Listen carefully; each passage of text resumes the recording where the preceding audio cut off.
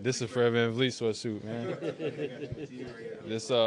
That's why I got it covered up. Anyway, growing up in Illinois, playing at the United Center is special. So being able to start here, with guys like Kyle Lowry, being able to play alongside those guys is a lot of fun. Can I finish my interview so you can get out of here, man? And you don't talk to me until you put a uniform on, man. Fred, what was the difference tonight? Nick had hoped that making the start would kind of help you get your rhythm and get going, and you're 4 of 7 tonight from behind the arc. Yeah, honestly, for me, I just got to make a shot. Start, bench, whatever. Obviously, getting out there, getting an extended run is helpful to get a rhythm.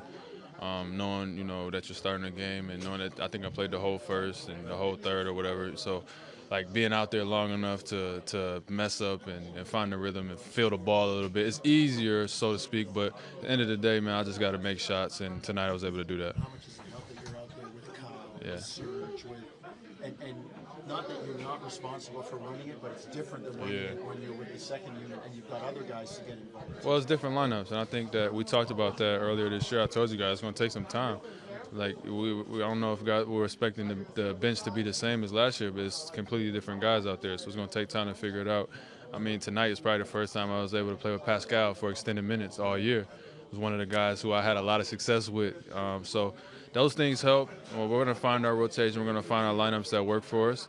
And, last year we had a 5-man unit, but that's over, man. We got to figure something else out this year, and we're working towards that now. After the game yesterday, it sort of seemed like you were laughing about the shots that weren't falling. I know you're a confident guy, but how much does it weigh on you when you're in a streak like this? Well, yesterday was probably the best I felt, honestly. I complained that I wasn't getting any open shots, and then every shot I shot yesterday was wide open. So I can live with that, and knowing that I'm a good shooter. If I get good looks like that, I know that I'll knock them down.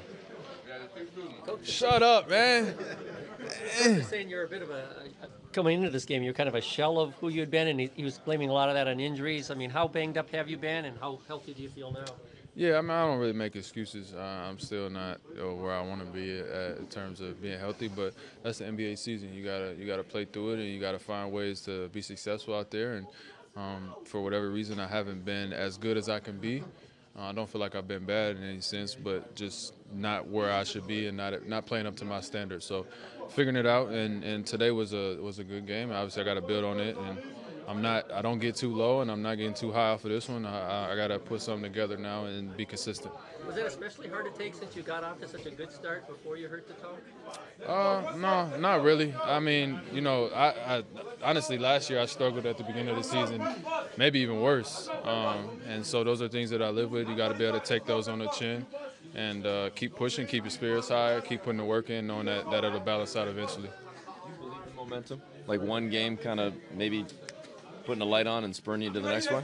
I hope so. I can take this one and build on it. I thought the same thing in Utah. I had a good one, and then I went right back down. So it's ups and downs to the season. You got to be able to stay even keeled, and that's one of my best attributes is just being able to stay in the moment and not get too high or too low. So I'll take this one and continue to keep building and try to get another good one in Orlando. But at the end of the day, I'm about wins and losses, man. And regardless of how bad I played, if we would have won those last 3, I would have felt a lot better about how I was playing. Aside from the shooting, what makes Danny fit so well?